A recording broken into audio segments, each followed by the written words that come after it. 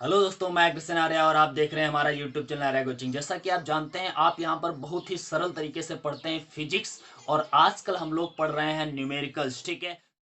तो आज हम लोग कुछ न्यूमेरिकल्स लेने वाले हैं जो कि बहुत ही इंपॉर्टेंट न्यूमेरिकल्स हैं। आज के न्यूमेरिकल बेस होंगे हमारे वैद्युत द्विध्रुव पर, मतलब वैद्युत द्विध्रुव आघूर्ण, और हम कह सकते हैं electric field due to electric dipole moment. Okay, so इन सब बारे में आज हम लोग डिस्कस करने वाले हैं, और बल आघूर्ण पर भी डिपेंड आज हम लोग न्यूमेरिकल्स लेने वाले हैं, ठीक है। तो आज करीब हम लोग 7-8 न्यूमेरिकल्स पढ़ेंगे, बहुत ही इंपॉर्टेंट होंगे, इसलिए हम कह सकते हैं कि ये क्लास बहुत ही इंपॉर्टेंट होने वाली है आप लोगों के लिए। तो इस क्लास को पूरा देखिएगा, और जब आप इस क्लास को पूरा देखेंगे तो आपको लगेगा कि फिजिक्स में न्यूमेरिकल्स तो बहुत ही इजी होते हैं, ठीक है। तो ध्यान से देखिएगा, बहुत ही इजी न्यूमेरिकल्स लगने लगेंगे, लेकिन आपको जरूरत पड़ती है केवल और केवल समझने की। समझने के लिए आपको थ्योरी पढ़ना जरूरी होता है। अगर आपने थ्योरी नहीं पढ़ी है तो प्लीज जाइए यूट्यूब के सर्च बॉक्स में, सर्च करिए आर्या कोचिंग, और वहां पर जाइए प्लेलिस्ट में, और प्लेलिस्ट में लेसन नंबर 1 को सर्च करिए, और उसमें से जितने भी टॉपिक्स हैं आप वहां पर एंजॉय कर सकते हैं, सारे वीडियोस आप देख सकते हैं, और आप अच्छे से समझ सकते हैं सारे के सारे कॉन्सेप्ट को, ठीक है। और अगर आप कोई भी कॉन्सेप्ट पढ़ना चाहते हैं, मान लिया आप इलेक्ट्रिक डाइपोल पढ़ना चाहते हैं, तो आप राइट करिए सर्च बॉक्स में इलेक्ट्रिक डाइपोल, और आगे लिख दीजिए बाय आर्या सर, तो definitely you will find my video. Okay, so you can enjoy that video. Today we are going to start our class, but I would like to say that अगर अभी तक आपने हमारा चैनल सब्सक्राइब नहीं किया है तो प्लीज सब्सक्राइब कर लीजिए, और बेल आइकन को जरूर प्रेस कर दीजिए, जिससे आपको आने वाले वीडियोस का नोटिफिकेशन सबसे पहले मिल सके और सबसे पहले आप लाभ उठा सकें, ठीक है। तो आज की क्लास को हम शुरू करते हैं। पहला हमारा न्यूमेरिकल यहाँ पर मैंने यहाँ पर लिखा हुआ है। पहला न्यूमेरिकल है 100 माइक्रोकूलाम के विपरीत प्रकृति वाले वैद्युत आवेश परस्पर 2 मीटर की दूरी पर स्थित हैं। क्या है, न्यूमेरिकल को ध्यान से पढ़ना है और उसी के अनुसार हमें सॉल्व करना है, ठीक है। क्या बताया गया है, 100 माइक्रोकूलाम के विपरीत प्रकृति वाले वैद्युत आवेश हैं 2, ठीक है। और कहां पर स्थित है, 2 मीटर की दूरी पर स्थित है। मतलब 2 मीटर की दूरी पर हमें दो आवेश मान लेना है। मान लिया एक आवेश यहां पर है और एक आवेश यहां पर है। चलो हम यहां पर मान लेते हैं पहला कंडीशन। देखिए इसमें दो न्यूमेरिकल्स हैं। एक तो ये हो जाता है, इनको मिलाने वाली रेखा के मध्य बिंदु पर वैद्युत क्षेत्र का परिकलन करना है, और उसके बाद में लिखा है तथा दोनों आवेशों से समान दूरी 4 मीटर पर वैद्युत क्षेत्र मतलब ज्ञात करना है, ठीक है। तो हमें इसमें दो दो न्यूमेरिकल्स मिलेंगे और इन दोनों को हमें सॉल्व करना है। तो सबसे पहला हम सॉल्व करते हैं। इसके लिए हम क्या करेंगे, जो दिया है वो हम करते हैं। क्या दिया है, 100 माइक्रोकुलाम के विपरीत प्रकृति वाले वैद्युत आवेश हैं 2, और जो कितनी दूरी पर स्थित है, 2 मीटर की दूरी पर स्थित है। मान लिया ये बिंदु ए है, यहाँ पर 100 माइक्रोकुलाम का आवेश स्थित है, और ये बिंदु बी है, यहाँ पर भी 100 माइक्रोकुलाम का आवेश स्थित है। यहाँ पर माइनस का है तो यहाँ पर प्लस का है, क्योंकि इसने बताया है 100 माइक्रोकुलाम के विपरीत प्रकृति वाले आवेश। विपरीत प्रकृति का मतलब क्या होगा, एक निगेटिव होगा तो दूसरा पॉजिटिव होगा, ठीक है। वैद्युत आवेश परस्पर 2 मीटर की दूरी पर स्थित है, मतलब इनके बीच का जो दूरी है कितनी है, 2 मीटर है। टोटल दूरी कितनी है, 2 मीटर है। अब हमें करना क्या है, तो सबसे पहले हमें करना क्या है, हमें करना है इनको मिलाने वाली रेखा के मध्य बिंदु पर। इनको मिलाने वाली रेखा ये है, और इसका मध्य बिंदु मान लिया यहां पर होगा सी। इस मध्य बिंदु पर तथा दोनों आवेशों से समान दूरी 4 मीटर पर उत्पन्न वैद्युत क्षेत्र का परिकलन करना है। तो सबसे पहले मध्य बिंदु पर परिकलित करना है, उसके बाद में 4 मीटर की दूरी पर परिकलित करेंगे, ठीक है। तो सबसे पहले हम मध्य बिंदु पर परिकलित करते हैं। अच्छा, मध्य बिंदु पर परिकलित करने के लिए ध्यान से देखिए, सबसे पहले हमें पता है कि 100 माइक्रोकुलाम ये माइनस का है, ये भी यहां पर वैद्युत क्षेत्र उत्पन्न करेगा, और ये प्लस का 100 माइक्रोकुलाम है, ये भी उत्पन्न करेगा। तो कौन कितना उत्पन्न करेगा, देखो बराबर दूरियां होंगी, क्योंकि 2 मीटर है तो इसका मतलब है यहां पर 1 मीटर होगा, और इधर साइड में भी 1 मीटर होगा, क्योंकि मध्य बिंदु बताया गया है। तो मध्य बिंदु में 1 मीटर इधर से है, 1 मीटर इधर से। इसमें तो कोई कंफर्म कोई दिक्कत वाली बात है नहीं, ठीक है। ये तो कंफर्म होगा आप लोगों को। अब यहाँ पर दूरियां हमें पता चल चुकी है, आवेश दोनों का समान है। अब हमें क्या करना है, यहाँ पर केवल और केवल परिणामी वैद्युत क्षेत्र ज्ञात करना है, लेकिन इनकी दिशाएं किधर होंगी, तो माइनस के कारण हमेशा दिशा किधर होती है, अंदर की ओर होती है। माइनस के कारण दिशा किधर होगी, भीतर की ओर होगी। मतलब हम कह सकते हैं ये जो दिशा होगी ई सी ए की होगी। मतलब ए के कारण जो सी पर वैद्युत क्षेत्र बनेगा उसकी दिशा किधर होगी, ए की ओर होगी, मतलब भीतर की ओर होती है। और बी के कारण देखिए, बी है पॉजिटिव, ये पॉजिटिव है तो इससे बाहर की ओर होगी, बी से दूर की ओर होगी, और बी से दूर की ओर होगी तो मतलब सी पर जो बी के कारण उत्पन्न होगा वैद्युत क्षेत्र, उसकी दिशा उसके बाहर की ओर होगी। हम कह सकते हैं कि बी से दूर जाएगा वैद्युत क्षेत्र। तो हमारी यहां पर भी दिशा क्या हो जाएगी, सी बी की भी दिशा यही हो जाएगी। मतलब सी ए और सी बी दोनों की दिशाएं समान है, क्योंकि यहां पर ए के कारण जो था माइनस का था यहां पर, इसलिए इसी की ओर ए की ओर रहा, और यहां पर प्लस का था इसलिए बी की ओर नहीं गया। अब हमने बी से दूर की ओर कर दिया, ठीक है। तो यहां पर वैद्युत क्षेत्र की तीव्रताएं दोनों की दिशाएं समान है, इसलिए दोनों जुड़ जाएंगे। तो परिणामी वैद्युत क्षेत्र जो हो जाएगा वो क्या हो जाएगा, पहली कंडीशन की हम बात कर रहे हैं मध्य बिंदु पर, ठीक है। तो परिणामी वैद्युत क्षेत्र ई बराबर क्या हो जाएगा, दोनों जुड़ जाएगा, ई सी ए प्लस ई सी बी, ठीक है। तो हम यहां पर कर देते हैं ई सी ए कितना हो जाएगा, तो फॉर्मूला होता है वैद्युत क्षेत्र का, आपको पता होगा, के क्यू अपॉन आर स्क्वायर। क्या होता है, के क्यू अपॉन आर स्क्वायर। तो के चलो रख देते हैं, के क्यू कितना है, तो क्यू पहले ए वाला देखिए, क्यू कितना है 100 माइक्रोकुलाम, तो लिख दिया 100 माइक्रोकुलाम का बच्चा मतलब होता है, माइक्रो का मतलब होता है 10 टू पावर -6, मैंने कई बार बताया है, तो ये आज भी मैंने बता दिया। K q upon r square, r कितना है, तो एक, एक का स्क्वायर तो बच्चा एक ही रहेगा, चलो लिख देते हैं, कोई बात नहीं, ठीक है। इसी प्रकार यहां पर भी क्या हो जाएगा, के क्यू, क्यू कितना है, यहां पर भी 100 है, और 10 की पावर -6 रहेगा, माइक्रोकुलाम है, अपान आर स्क्वायर मतलब 1 का स्क्वायर, ठीक है। तो 1 के स्क्वायर से हमें लेना देना तो अब रहा नहीं है, ठीक है। तो हम क्या लिखेंगे, E इजुकल टू बन जाता है हमारा फॉर्मूला, E इजुकल टू हो जाता है 100 के ये हो गया और 100 के ये हो गया। अब ध्यान से देखना जरा, यहां पर हम एक काम कर सकते हैं, के ये है 100 को हम लिख सकते हैं 10 की पावर 2, 10 की पावर 2 ये प्लस का होगा, और 10 की पावर -6 है, ये माइनस की है, ठीक है। तो हम इन घातों को घटा सकते हैं, 10 की पावर 2, 100 का मतलब है 10 की पावर 2, 10 की पावर 2, और यहाँ 10 की पावर -6 है, तो हम घटा देंगे, 10 की पावर -4 बचेगी, ठीक है। तो यहाँ पर बचेगा 10 टू पावर -4, और प्लस यहां पर भी बचेगा k इंटू 10 टू पावर -4। इतना तो हो सकता है ना, कोई दिक्कत वाली बात है नहीं। अब भाई k का मान रख दीजिए, देखो सेम चीज है तो हम इसे ऐसे भी लिख सकते हैं, 2k जोड़ देते हैं, k और k जुड़ गया, 2k into 10 to power -4 newton पर कूलम। बस k का मान रख दीजिए और आंसर ले आते हैं, ठीक है। तो k का मान क्या होता है आपको पता है क्या, k का मान होता है भाई, हमने बताया है 9.0 गुणा 10 की पावर 9, ठीक है, होता है ना, मैंने कई बार बताया है, इंटू 10 टू पावर -4 हो जाएगा, 9 दूनी 18 कर देंगे, तो इसे हम लिख सकते हैं 18 गुणा 10 की पावर कितना हो जाएगा, 9 में से हम 4 को घटा देंगे, क्योंकि ये प्लस का है ये माइनस का है, तो क्या बचेगा, 5 बचेगा। और अगर हम यहाँ पर दशमलव लगा देते हैं, दशमलव यहाँ पर है, दशमलव कहां पर होना चाहिए, 1 और 8 के बीच में होना चाहिए, इसलिए हम दशमलव को इधर लाएंगे, एक अंक इधर बढ़ाएंगे, और जब भी दशमलव इधर बढ़ता है तो घातें क्या होती है, घातें बढ़ जाती हैं, ठीक है। तो ये हो जाएगा हमारा E इजुकल टू, जो आंसर आएगा 1.8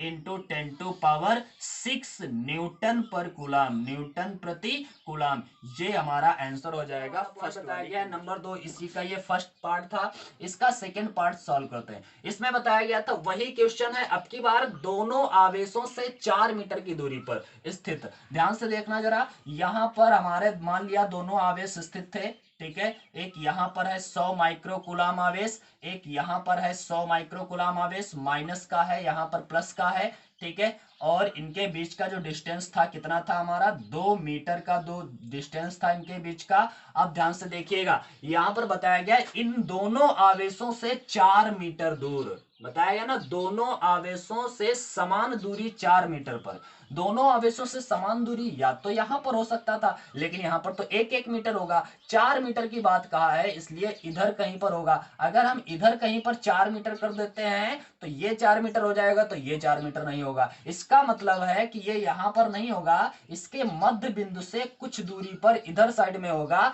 जहां से यहां पर भी इनकी दूरी भी 4 मीटर होगी, और इसकी दूरी भी 4 मीटर ही होगी, ठीक है। तो इसमें बताया है कि इनको मिलाने वाले मध्य रेखा वाला तो हो गया बताया, तथा दोनों आवेशों से समान दूरी पर, दोनों आवेशों से समान दूरी 4 मीटर पर, दोनों आवेशों से समान दूरी मतलब 4 4 मीटर पर यहां पर हमें क्या ज्ञात करना है, उत्पन्न वैद्युत क्षेत्र का परिकलन करना है। इस बिंदु पर हमें वैद्युत क्षेत्र का परिकलन करना है। अच्छा, यहां पर अब ध्यान से एक बात सोचिए, ठीक है। क्या सोचना है, यहां पर -100 माइक्रोकुलाम है, +100 माइक्रोकुलाम है, ठीक है। तो यहां पर आवेश तो दोनों तरफ समान है लेकिन विपरीत प्रकार के हैं। आवेश दोनों तरफ समान है और विपरीत प्रकार के हैं। समान और विपरीत प्रकार के अगर आवेश होते हैं दो सिरों पर, तो हम कह सकते हैं वो वैद्युत द्विध्रुव की भांति व्यवहार कर रहा होगा। कैसा, वैद्युत द्विध्रुव की भांति व्यवहार कर रहा होगा। क्योंकि हमें पता है वैद्युत ध्रुव क्या होता है, एक ऐसा निकाय जिसके दोनों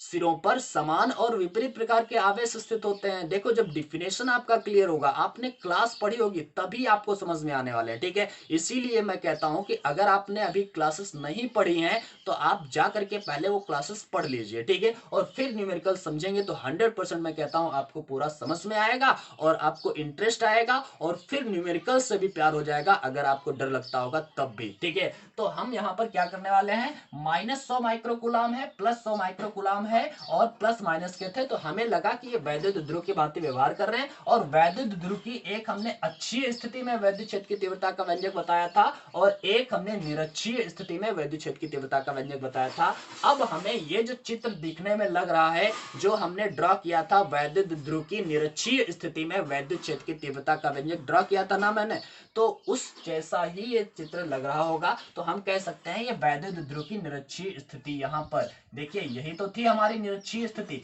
और यहां पर हमें वैद्युत क्षेत्र ज्ञात करना है, ठीक है। तो यहां पर वैद्युत क्षेत्र अगर ज्ञात करना है तो वैद्युत ध्रुव की निरक्षीय स्थिति वाला फॉर्मूला हम यहां पर अप्लाई कर देंगे।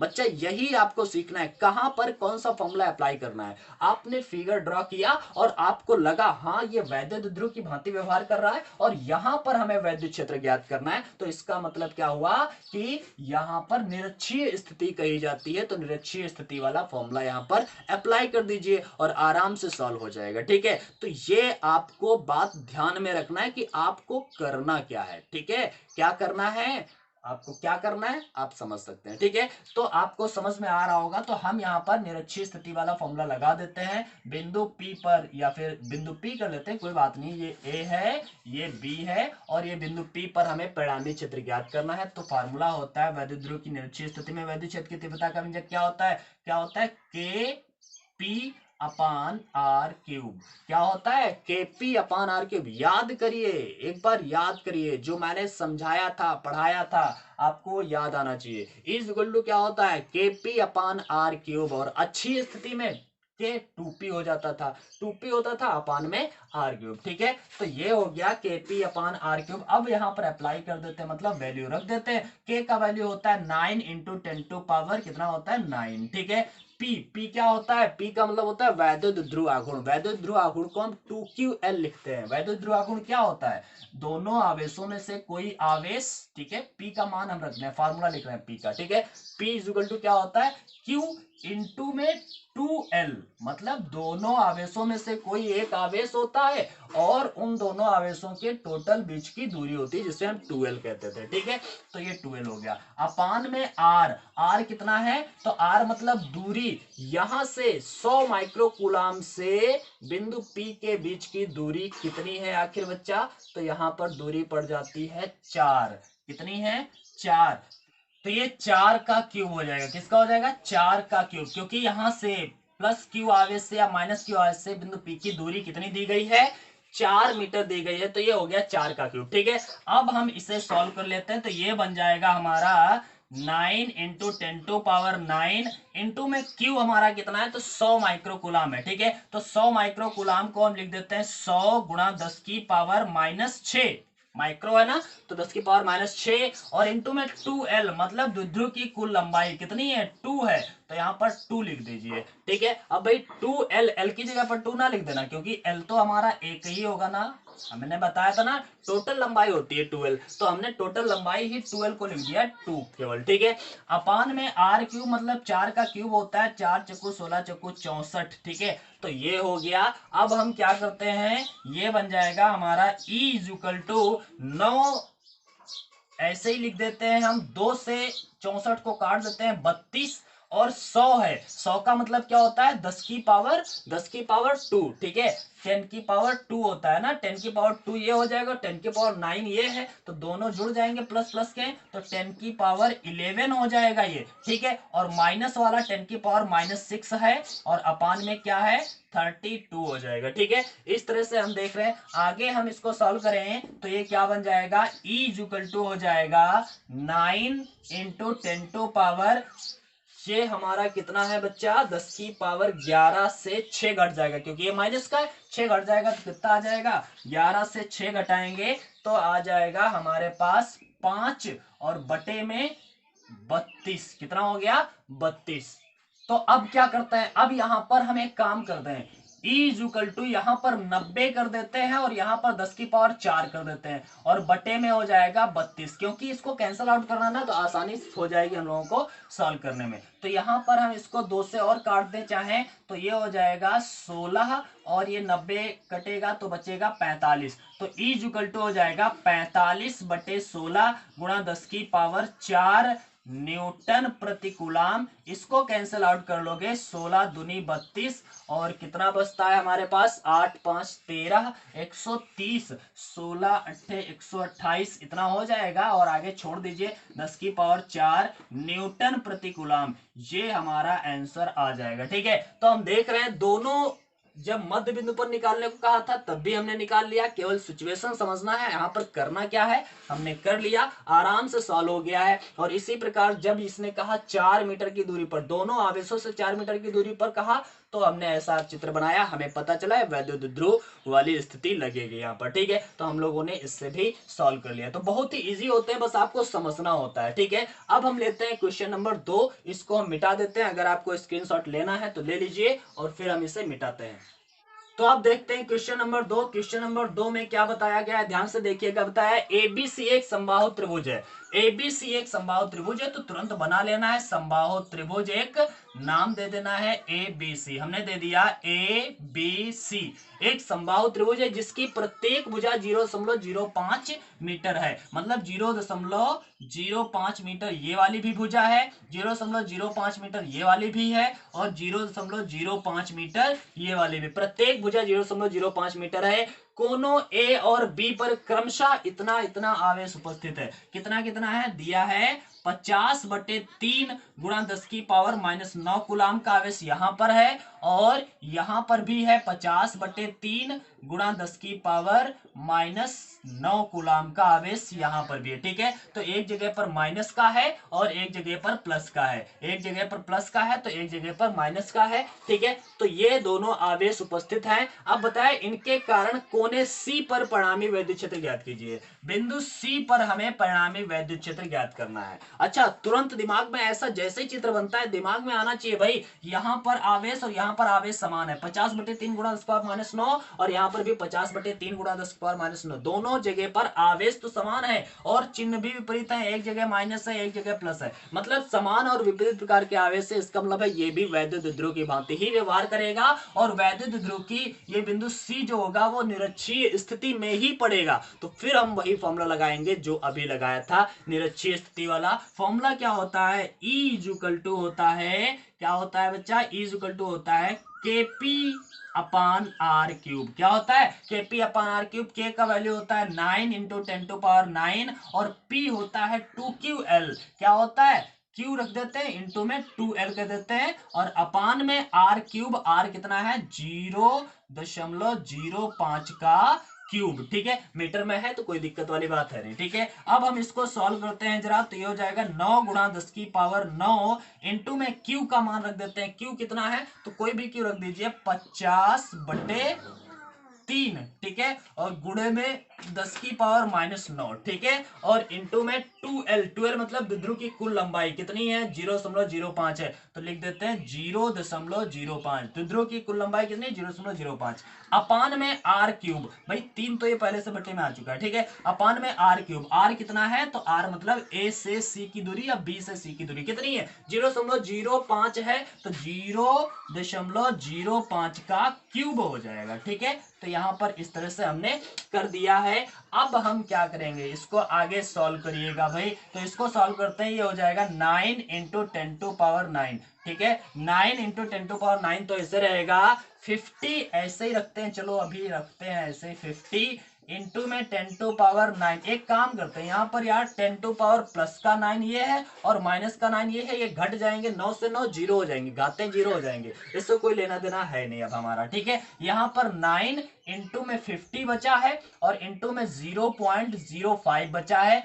और अपान में क्या बचा है, 3 है और 10⁻, ये इसका क्यूब है, तो इसका क्यूब हम करते हैं, 5 का क्यूब हो जाएगा 125, 125 और दशमलव कितने अंक बाद होना चाहिए, 2 अंक बाद इसमें है, जब क्यूब होगा तो 6 अंक बाद हो जाएगा। कितने अंक बाद, 6 अंक बाद, 1 2 3 4 5 6, यहां पर दशमलव होना चाहिए। अब हम क्या करेंगे, दशमलव को हटाएंगे, दशमलव हटाते हैं, ये दशमलव हटा, ये दशमलव हटा, यहां पर 6 अंक बाद था, यहां पर 2 अंक बाद था, इसका मतलब यहां पर अभी 4 अंक कम है, तो ये 4 जीरो हम आगे लगा लेते हैं। ध्यान से देखिए, बहुत ही इजी होता है, बहुत ही कैलकुलेशन भी इजी होता है, ज्यादा कठिन नहीं होता है, ठीक है। अब हम इसको काट सकते हैं, 3 तिया 9, तो ये तो 3 हमने कर दिया भाई, ठीक है। तो इतना हो गया हमारा 3 इंटू में हो गया 50 इंटू में हो गया, यहां पर हम काटेंगे 125 को, इससे इससे काटिए, ठीक है। तो 125 चक्कू होता है 500,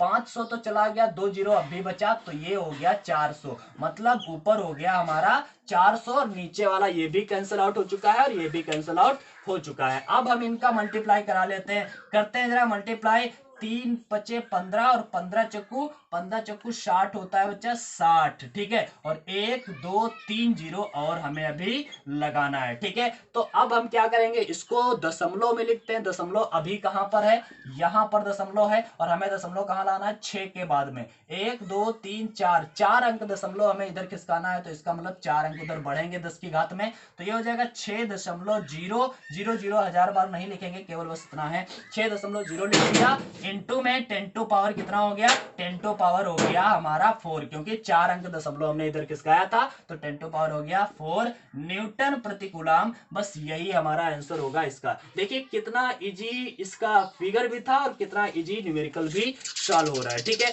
बस जरूरत है आपको समझने की कि फॉर्मूला यहाँ पर कौन सा अप्लाई होने वाला। अब देखते हैं न्यूमेरिकल नंबर 3, इसमें दिया गया है एक इलेक्ट्रॉन एवं एक प्रोटॉन के बीच की दूरी 0.53 एंगस्ट्रॉम है, इस निकाय का वैद्युत ध्रुव आघूर्ण ज्ञात करना है, ठीक है। तो यहाँ पर बहुत ही इजी है, वैद्युत ध्रुव आघूर्ण ज्ञात करना है, मतलब P ज्ञात करना है और P का फॉर्मूला 2QL होता है। दिया क्या क्या है न्यूमेरिकल में ये देख लेते हैं। इलेक्ट्रॉन एवं एक प्रोटॉन के बीच की दूरी दी गई है, बीच की दूरी मतलब इलेक्ट्रॉन और प्रोटॉन के बीच की दूरी, अगर इलेक्ट्रॉन इधर होगा प्रोटॉन इधर होगा और इनके बीच की दूरी जो दी है, ये हमारा इलेक्ट्रॉन और प्रोटॉन पर आवेश तो बराबर होता है, आवेश बराबर होता है, विपरीत प्रकार का होता है, क्योंकि इलेक्ट्रॉन ऋणावेशित होता है और प्रोटॉन धनावेशित होता है। तो हम कह सकते हैं ये वैद्युत ध्रुव बनाएंगे, लेकिन वैद्युत ध्रुव तो बनाएंगे, इनके बीच की दूरी जो होती है, उस वैद्युत ध्रुव के बीच की दूरी को हम क्या लिखते हैं, 2L लिखते हैं। केवल L ना लिखना, क्या लिखना है, 2L लिखना है, R भी नहीं लिखना है, क्योंकि हम यहाँ पर वैद्युत ध्रुव में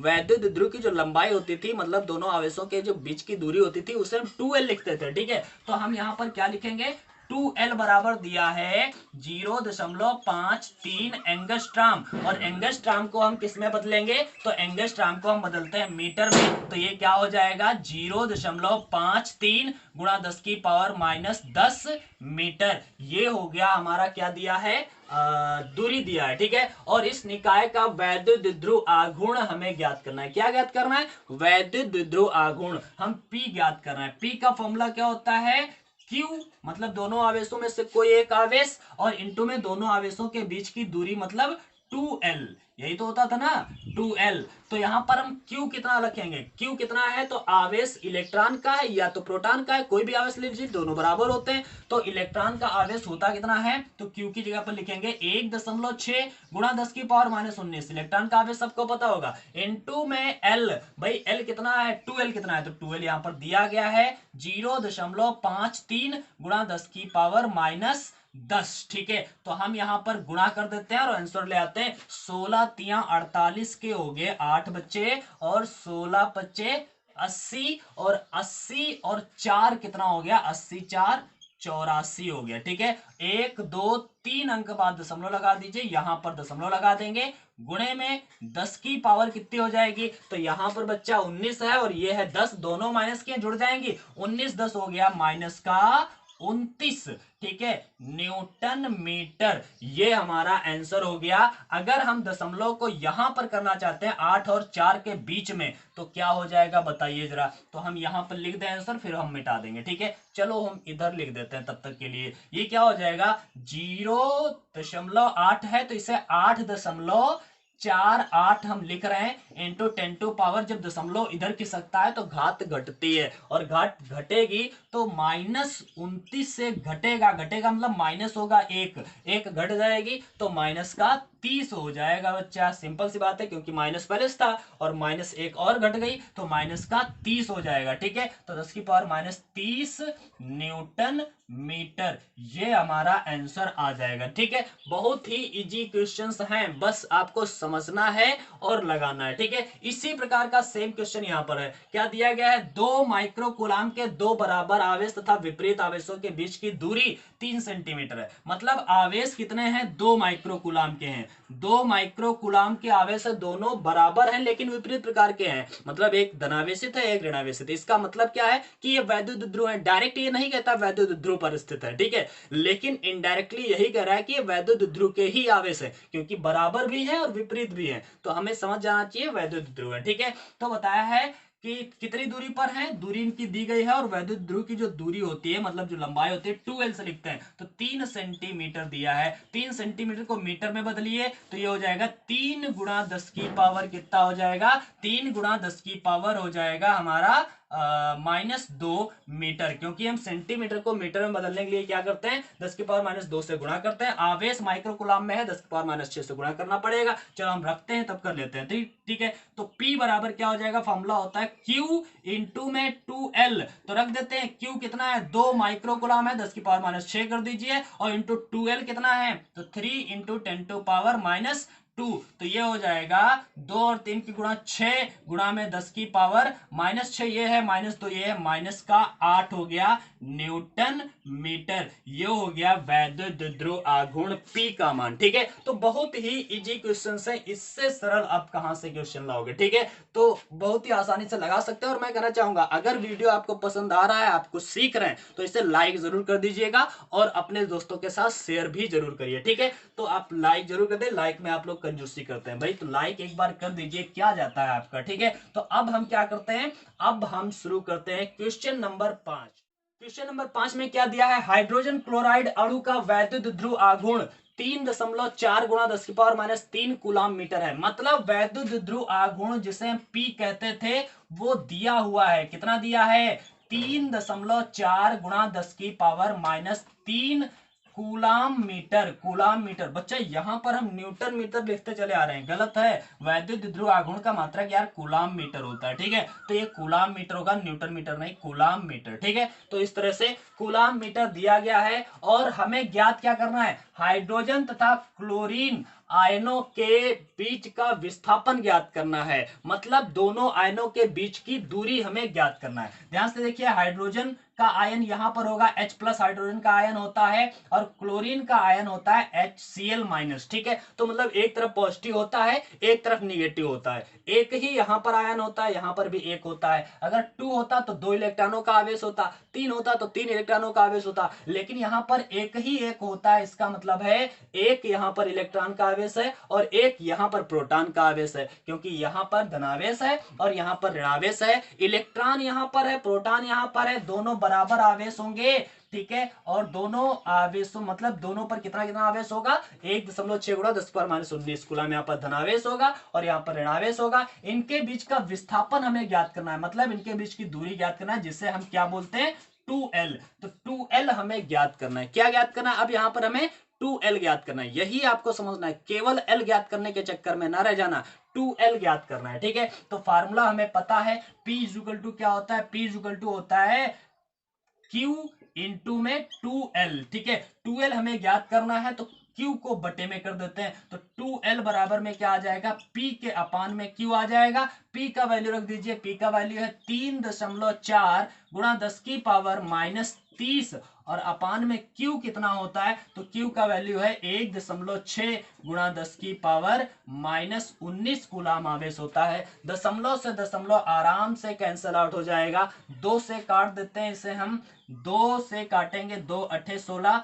और 2 से काटेंगे हो जाएगा 17, तो हम लिख देंगे 2L बराबर 17/8 और गुणे में 10 की पावर 29 ये है, 19 ये है, ऊपर जाएगी 19 प्लस का हो जाएगा और फिर घट जाएगा 30 से, तो कितना बचेगा 11 बचेगा, माइनस का 11 बच जाएगा। ठीक है, अब हम इसको कैंसिल आउट कर दें अगर, तो 2L बराबर इनके बीच की जो दूरी होगी 2L बराबर क्या आ जाएगा 8 दूनी 16, 2 बार जाएगा, दशमलव लगाया 10 हो जाएगा, एक बचा था ना 10 हो जाएगा, 8 एकम 8 2 बचेगा 20 हो जाएगा, 8 दूनी 16 फिर 4 बचेगा 40 हो जाएगा, 8 पंच 40, इस तरह से कर देंगे गुणे 10 की पावर -11 कूलाम मीटर, ये आ गई है इनके बीच की दूरी। ठीक है, तो बहुत ही आसानी से हम लोग इन क्वेश्चंस को सॉल्व कर सकते हैं, कुछ भी दिक्कत नहीं होती है, बस आपको समझना होता है कि हमें इसमें करना क्या है। ठीक है, तो ये छोटे छोटे क्वेश्चंस हैं। अब लेते हैं कुछ 2 क्वेश्चंस और जो कि बहुत ही इंपॉर्टेंट हैं और ये बेस होंगे हमारे बल आघूर्ण पर। ठीक है, तो अभी तक हम लोगों ने बल आघूर्ण नहीं पढ़ा है, मतलब बल आघूर्ण के क्वेश्चंस नहीं देखे, तो अब हम लेते हैं 2 क्वेश्चंस बल आघूर्ण पर रिलेटेड और फिर हम लोग क्लास को फिनिश करेंगे। ठीक है, तो देखते हैं अगले 2 न्यूमेरिकल्स और बहुत ही इजी है। पहला न्यूमेरिकल दिया गया है 2 न्यूटन प्रति कूलाम के वैद्युत क्षेत्र से 30 अंश के कोण पर 1 कूलाम मीटर आघूर्ण का एक वैद्युत ध्रुव रखा है। ठीक है, वैद्युत ध्रुव पर लगने वाले बलयुग्म की गणना कीजिए। बलयुग्म का आघूर्ण मैंने आपको डेरिवेशन करवाया था, अगर आपने नहीं देखा है तो आप जाकर के जरूर देख लीजिएगा, क्योंकि अगर आपका वो कॉन्सेप्ट नहीं क्लियर होगा तो आप नहीं लगा पाएंगे और आपको समझ में नहीं आएगा। ठीक है, तो आपको जरूरी है कि आप उसका थ्योरी, जो भी मैं थ्योरी पढ़ाता हूं, जो भी डेरिवेशन करवाता हूं, उनको जरूर पढ़िए, उसके बाद में ही आपको न्यूमेरिकल्स समझ में आएंगे। ठीक है, तो आपको समझ में आ रहा होगा मेरे ख्याल से, ध्यान से देखिए। यहां पर दिया गया है 2 न्यूटन प्रति कूलाम का वैद्युत क्षेत्र। वैद्युत क्षेत्र कितना है 2 न्यूटन प्रति कूलाम का है, मतलब हम इसे लिख सकते हैं E दिया है 2 न्यूटन प्रति कूलाम। बच्चा थोड़ा मार्कर में इंक कम है और इंक मिल भी नहीं रही है इस समय, सो आज ऐसे ही काम चलाना पड़ेगा।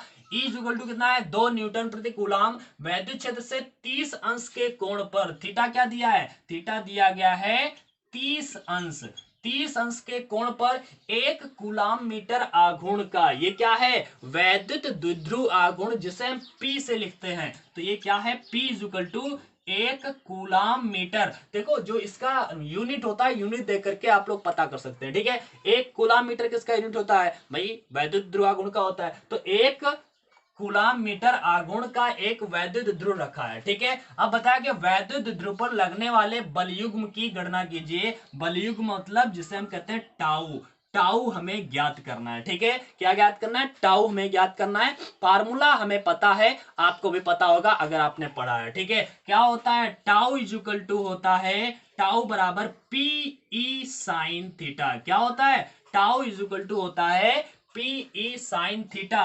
इसी प्रकार हम क्या कर देंगे, टाउ = P का वैल्यू कितना है 1 लिख देंगे, E कितना है, तो E है हमारा 2, तो 2 लिख दिया, और साइन थीटा कितना है 30 अंश, तो 30 अंश लिख दिया। ठीक है, सो टाउ = 2 और 1 का गुणा 2 इंटू में साइन 30 का मान 1/2 होता है, 2 से 2 कैंसल आउट और हम कह सकते हैं टाउ = आ गया है 1। ठीक है, तो ये हमारा आंसर आ गया 1, और इसका यूनिट क्या होता है, तो बच्चा इसका यूनिट न्यूटन मीटर होता है। ठीक है, न्यूटन मीटर, तो ये हो गया टाउ = 1 न्यूटन मीटर। ये आंसर आ गया, बहुत ही इजी है, बस टाउ बराबर PE sin थीटा फॉर्मूला पता होना चाहिए था, और पता होना चाहिए कौन कौन सी वैल्यू क्वेश्चन में दी है। बस इसी प्रकार का क्वेश्चन नंबर 7 है। वीडियो को लाइक कर दीजिए अगर अभी तक लाइक नहीं किया है प्लीज, क्योंकि जब आप लाइक करते हैं और अच्छे अच्छे कमेंट्स करते हैं तब हमें मोटिवेशन मिलता है और हम आप लोगों के लिए ऐसे ही वीडियो शूट करते रहते हैं। ठीक है, तो आप लोग अगर चाहते हैं कि मैं ऐसे ही ज्यादा से ज्यादा वीडियो आप लोगों को प्रोवाइड करा सकूं,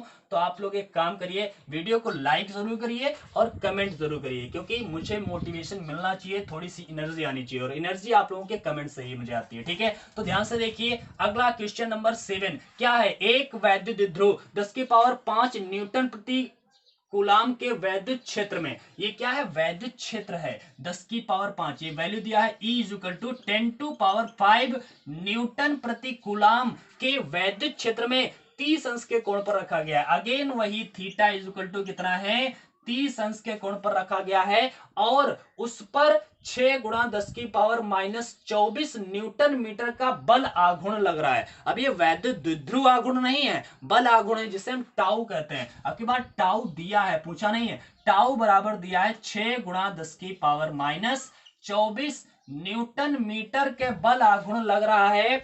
वैद्युत द्विध्रुव के आघूर्ण की गणना कीजिए, मतलब P ज्ञात करना है। यहां पर क्या ज्ञात करना है, P ज्ञात करना है। अच्छा, फॉर्मूला P ज्ञात करना है तो हम क्या करेंगे, फॉर्मूला तो टाउ वाला लगाते हैं। टाउ बराबर क्या होता है, टाउ बराबर होता है PE साइन थीटा। अभी तो बताया था PE साइन थीटा। अगर यहां पर हम क्या करते हैं भाई, रख लेते हैं, कोई बात नहीं है। टाउ का वैल्यू क्या है, 6 इंटू 10 टू पावर -24 बराबर में P तो ज्ञात ही करना है। E कितना है, 10 टू पावर 5 और साइन 30।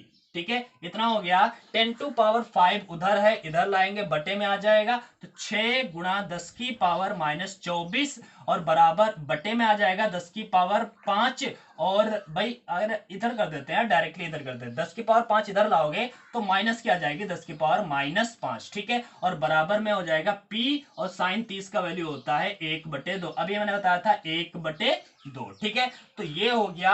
अब P और 1 का गुणा तो P हो जाएगा, 2 इधर लाना पड़ेगा, 2 इधर आएगा तो 6 दूनी 12, गुणा में आएगा ना, बटे में है उधर, इधर गुणे में 6 दूनी 12 हो जाएगा, 12 और गुणे में 10 की पावर 24 पहले से है, 5 और हो जाएगी, कितनी हो जाएगी बच्चा, 29 हो जाएगा। ठीक है, और बराबर में क्या आ गया, P आ गया। हम कह सकते हैं P बराबर में 12 गुणा 10 पावर -29, या फिर हम 1.2 कर दें। ठीक है, 1.2 कर दें, गुणा 10 की पावर -30 कर सकते हैं कूलाम मीटर। ठीक है, तो ये हमारा P का वैल्यू आ गया है। बहुत ही इजी क्वेश्चन थे ये, दोनों के दोनों क्वेश्चन बहुत ही इजी थे, बस फॉर्मूला आपको पता होना चाहिए, tau is equal to PE sine theta होता है। ठीक है, तो इस प्रकार से हम देख रहे हैं बहुत ही अच्छी तरीके से न्यूमेरिकल्स हम लगा सकते हैं। फिजिक्स का न्यूमेरिकल कठिन नहीं होता है, बस आप लोग हमारे साथ बने रहिए। आपको न्यूमेरिकल्स जो है अगर कठिन लगते थे तो मेरे ख्याल से अब नहीं लगते होंगे और बहुत ही इजी लगने लगेंगे जब आप हमारे साथ कंटिन्यूसली बने रहेंगे।